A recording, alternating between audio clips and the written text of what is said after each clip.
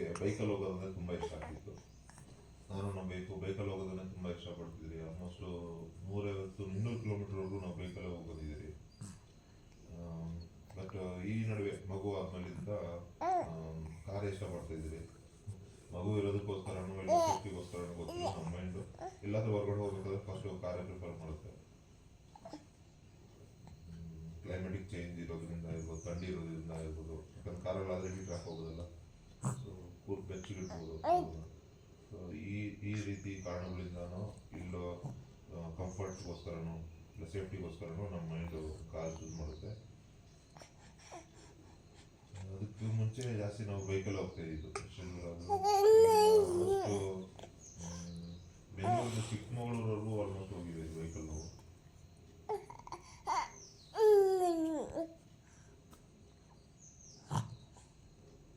ಹೈವೇಗಳಲ್ಲಿ ಇನ್ನೊಂದು ಏನು ಅಟ್ರಾಕ್ಷನ್ ಅಂದರೆ, ಈ ಸೈಡಲ್ಲಿ ಇದಿರುತ್ತಲ್ಲ ನಿಮಗೆ ರೋಡ್ ಡಿವೈಡರ್, ಈ ವೈಟ್ ಅದು night time, evening time, night time ಎಲ್ಲ ಓಡಿಸುವಾಗ ನಿಮಗೆ ಹಜಾರ್ಡ್ಸ್ ಲೈಟ್ಸ್ ಹಾಕಿರ್ತಾರೆ ಸೈಡಲ್ಲಿ. ಆ ವೈಟ್ ಪಟ್ಟಿ ಮೇಲೆ ನಿಮಗೆ ತುಂಬ ಲೈಟ್ಸ್ಗಳು ಇರುತ್ತೆ.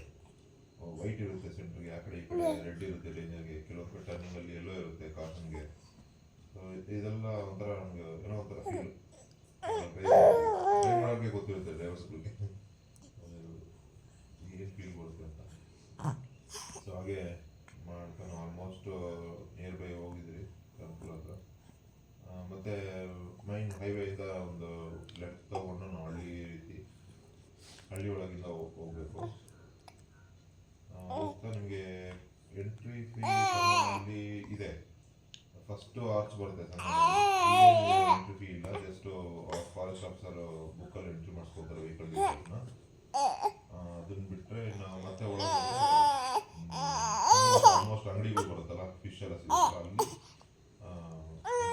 ರೆಡಿ ಇರ್ತಾರೆ, ಅವರು ನಿಮಗೆ ಟಿಕೆಟ್ ಕೊಡ್ತಾರೆ. 30 ರೂಪೀಸು ಇಲ್ಲ 50 ರೂಪೀಸು ಕಾರ್ ಪಾರ್ಕಿಂಗ್ಗೆ. ವೆಹಿಕಲ್ಸ್ಗೆ ಗೊತ್ತಿಲ್ಲ ನನಗೆ, 2 ವೀಲರ್ಸ್ಗೆ ಎಷ್ಟು ಅಂತ.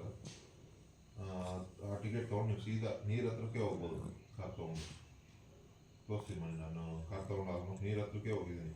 ಜಸ್ಟ್ ನೀರಿಂದ ಹಿಡಿದು ಒಂದು 3-4 ಹೆಜ್ಜೆ ಹಾಕಿದ ತಕ್ಷಣ ನೀರು, ಅಲ್ಲಿವರೆಗೂ ಬಿಡ್ತಾರೆ. ಅಲ್ಲೇ ಪಾರ್ಕಿಂಗ್ ಇರೋದು ಆ್ಯಕ್ಚುಲಿ. ಅಲ್ಲೇ ನಿಮಗೆ ಮೇಕೆದಾಟು ಹೋಗೋ ಬಸ್ ಕೂಡ ಅಲ್ಲೇ ನಿಂತಿರುತ್ತೆ. ಸ್ನ್ಯಾಕ್ಸು ಎಲ್ಲ ಇರುತ್ತೆ ಆ್ಯಕ್ಚುಲಿ, ಅದೆಲ್ಲ ಕಾಮನ್.